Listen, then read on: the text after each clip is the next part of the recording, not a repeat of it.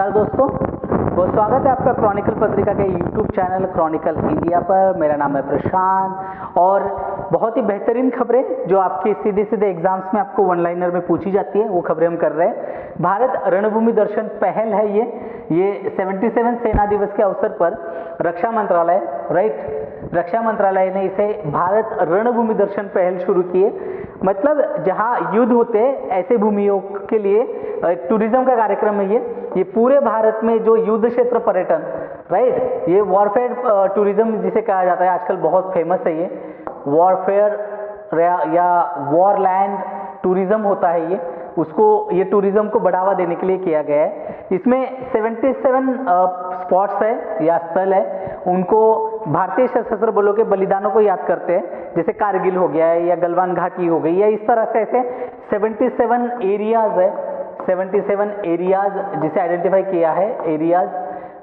किया है और उसे जो है वहाँ पर्यटन को बढ़ावा देने के लिए ये पहल शुरू की गई है। इसमें भारतीय सेना, राज्य सरकारें और पर्यटन मंत्रालय के बीच में एक सहयोग हुआ है। उसी सहयोग के तहत जो है जो आगंतुक के जो टूरिस्ट हैं उनकी सुरक्षा को सुनिश्चित किया जाएगा और भारत के सैन्य इतिहास के बारे में उनको बताया जाएगा और जागरूकता फैलाई जाएगी।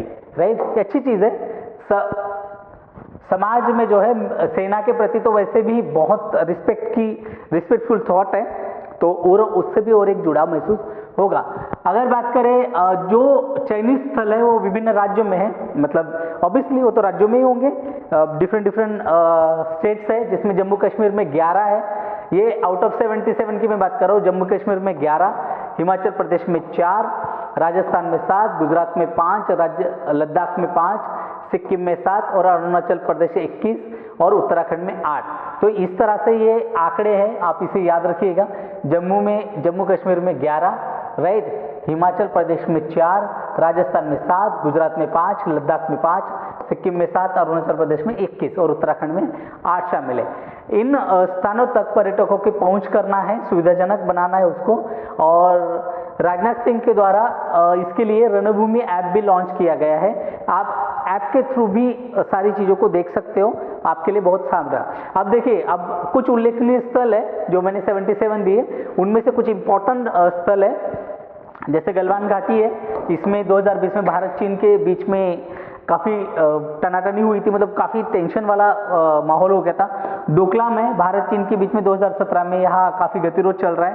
भारत, भूटान और चीन के बीच में ये जो पॉइंट है वो डोकलाम वाला, उसी पर चीन अपना हक जमाता है।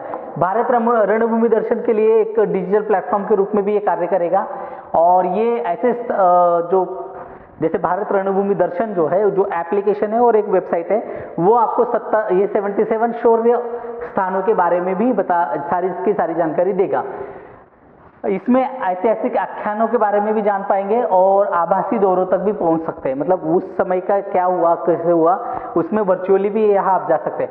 वेबसाइट प्रतिबंधित क्षेत्रों के लिए परमिट सहित यात्रा व्यवस्था में भी मदद करेगी आपको।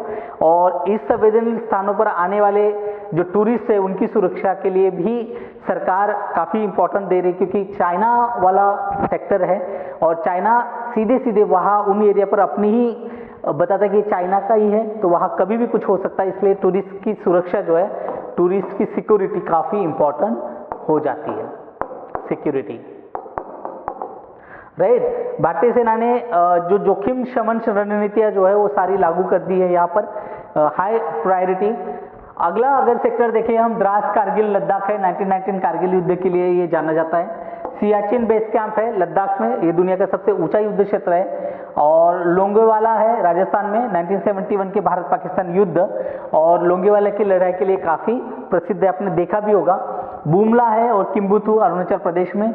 बुमला दर्रा भारत और तिब्बत की सीमा पर है और ये अरुणाचल प्रदेश के तवांग जिले में आता है।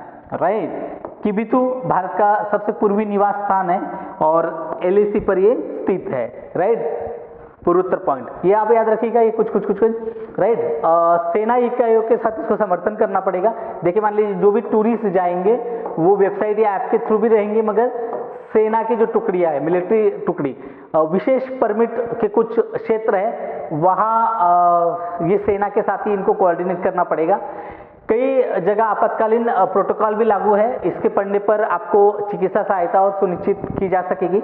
अगर आपको मान लीजिए मान लीजिए आप अब इतने बड़े सेक्टर में जा रहे हो, ऊपर ऊंचा वाला है, कहीं जंगल है, कहीं जमीन है, कहीं बर्फ है, तो आपकी सेहत में अगर कोई दिक्कत आती है तो यहाँ पर एक इमरजेंसी सुविधा भी दी गई है। युद्ध स्मारक और संग्रहालय जैसी सुविधाएं भी विकसित की जा रही है और राज्य के नेतृत्व वाली योजना का जो है उसमें पर्यटकों की सुविधाओं में सुधार करना इसका मेन उद्देश्य भी है। बुनियादी ढांचा को बढ़ावा मिलेगा, जो सस्टेनेबल पर्यटन है उसका भी विकास होगा और एक नाजुक परिस्थिति के तंत्र में भी ये रक्षा करने के लिए सक्षम रहेगा। राइट, देखिए ये सारे के सारे स्थल जो है, मैंने बताया आपको कि पिछली सैन्य गतिविधियां कुछ हुई थी, युद्ध हुआ है, कुछ न कुछ तो हुआ है, गलवान घाटी, लोंगेवाला वगैरह मैंने आपको बताया। भारत के सैन्य इतिहास समझने के लिए बहुत इंपॉर्टेंट है ये। सीमावर्ती क्षेत्र में पर्यटन बढ़ेगा तो वहाँ पर इकोनॉमिक डेवलपमेंट भी होगी।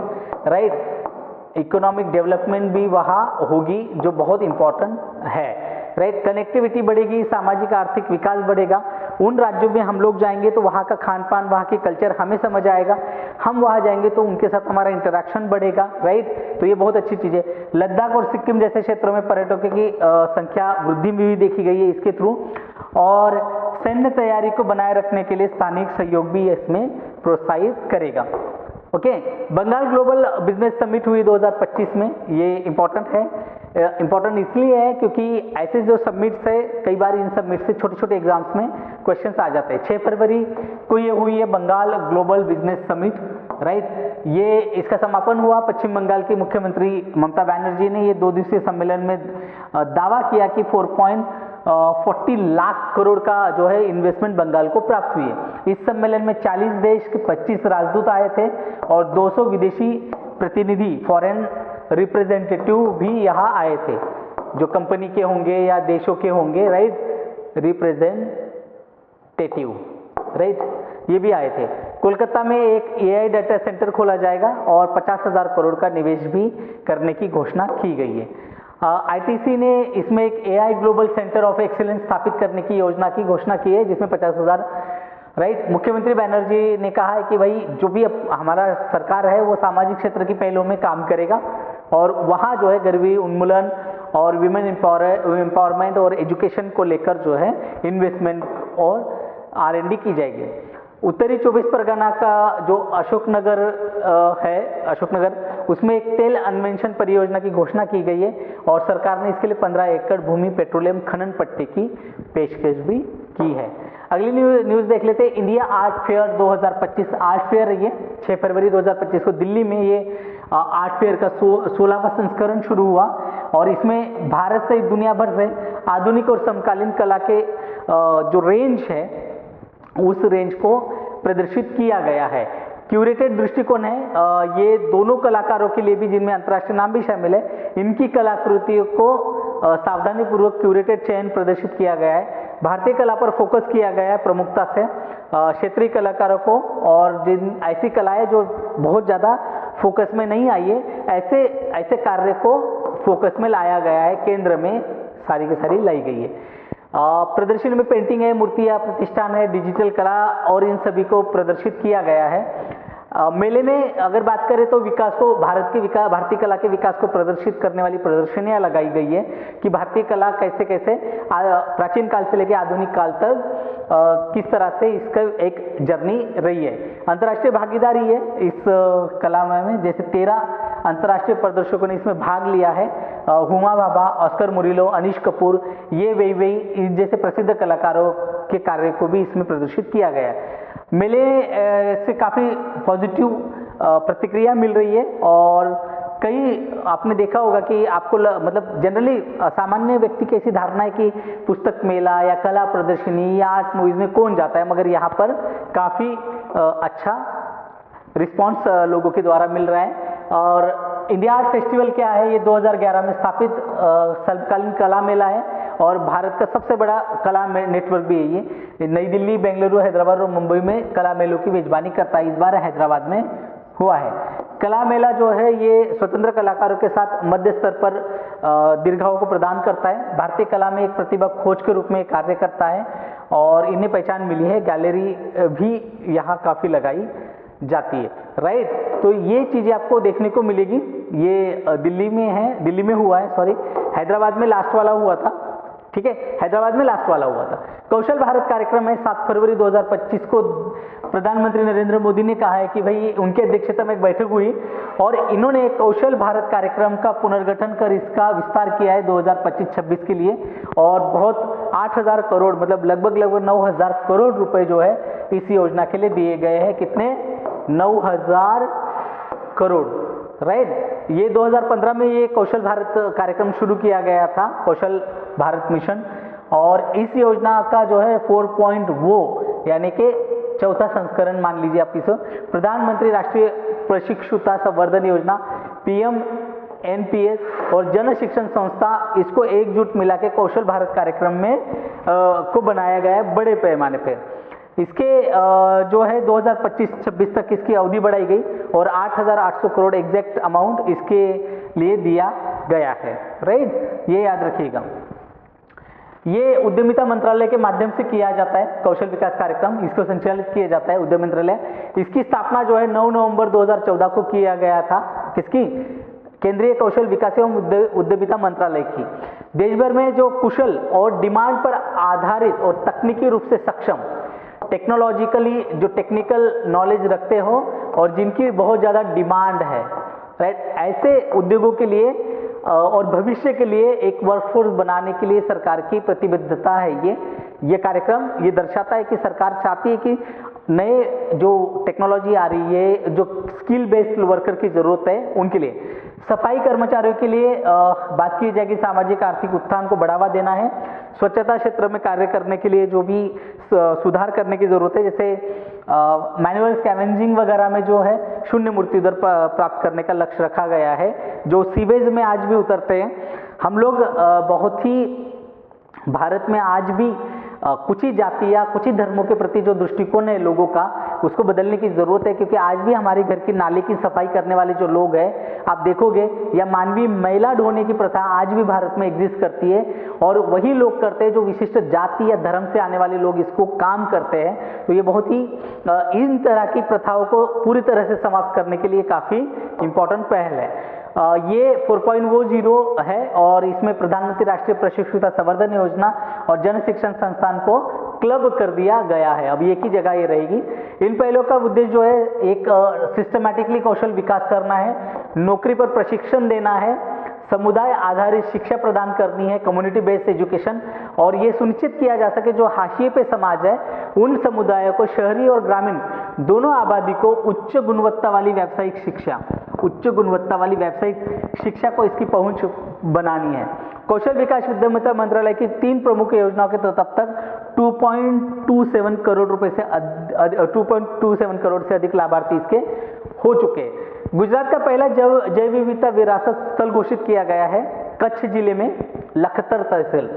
कच्छ जिले में लखतर तहसील है, उसका गुनेरी गांव है, उसको अपने दुर्लभ अंतर्देशीय मैंग्रोव पारिस्थितिकी तंत्र की सुरक्षा के लिए गुजरात के पहले जैव विविधता विरासत स्थल के रूप में इसको नामित किया गया, राइट। ये याद रखिएगा, ये पहला है और कोई भी चीज़ अपनी तरीके की जो पहली होती है वो काफ़ी इंपॉर्टेंट होती है।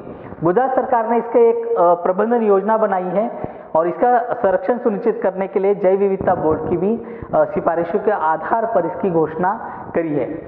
स्वशासन संस्था जो प्रतिनिधि है उसके स्थानिक जैव विविधता प्रबंधन समिति है, क्षेत्र की सुरक्षा की देखरेख करेगी और संरक्षण ढांचे का जिसमें अभाव था।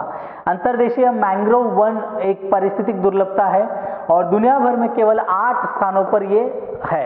मतलब कितना इंपॉर्टेंट है ये गुनेरी साइट की अगर बात करें तो ये भारत की सबसे आखिरी बची हुई, मतलब एकमात्र है ये, एकमात्र, और दुनिया में सिर्फ ऐसे 8 साइट्स है। तो ये बहुत इंपॉर्टेंट है एग्जाम के दृष्टिकोण से, राइट। ये दुनिया भर में 8 ही है, तो ये आप इसको याद रखिएगा।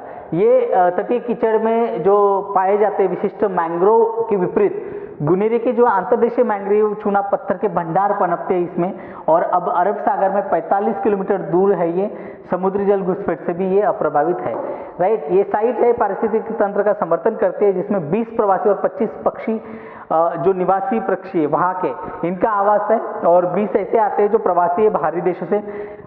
इसमें बहुत सारे प्रयास करने पड़ेंगे तभी जाके ये संरक्षित रहेगी। सरकार इसीलिए इसको फोकस में ला रही है, ठीक है। तो ये रैपिड हमारी न्यूज़ होती है जो वन लाइनर एग्जाम्स के लिए बहुत इंपॉर्टेंट होती है। हम बहुत ही कम समय में इसको करने की कोशिश करते हैं, ताकि आप कहीं खाना खा रहे हो, कहीं बैठे हो, चाय पीने गए हो या ट्रैवल कर रहे हो, आपने कानों में लीड लगाई, सुन लिया, आपको सारी की सारी खबरें पता चल जाएगी, उनका फैक्ट्स आपको पता चल जाएंगे, उनके इम्प्लीकेशंस आपको पता चल जाएगी, बोल्ड पता चल जाएगा। इन शॉर्ट्स कहने का मतलब ये है कि वनडे एग्जाम्स या स्टेट पीसीएस और उसकी लोअर पीसीएस के एग्जाम जिस तरह के सवाल पूछती है, उन सभी के लिए जो है सीधे सीधे सवालों के सीधे जवाब जहाँ होते हैं, उन फैक्ट्स को, उन इंफॉर्मेशन को, उन डेटा को हम आपके तरफ ले आते हैं। तो आई होप आपको ये क्लासेस भी बहुत अच्छी लगती होगी, तो आप जरूर कमेंट करके बताइएगा कि आपको क्लास अच्छी लगी, बुरी लगी। साथ ही साथ आप क्रॉनिकल इंडिया यूट्यूब चैनल को सब्सक्राइब कर ले और क्लासेस को अपने दोस्तों के साथ लाइक करके शेयर जरूर करिए। चलिए तो फिर आज यही रुकेंगे, मिलते हैं नेक्स्ट क्लास में, तब तक के लिए धन्यवाद।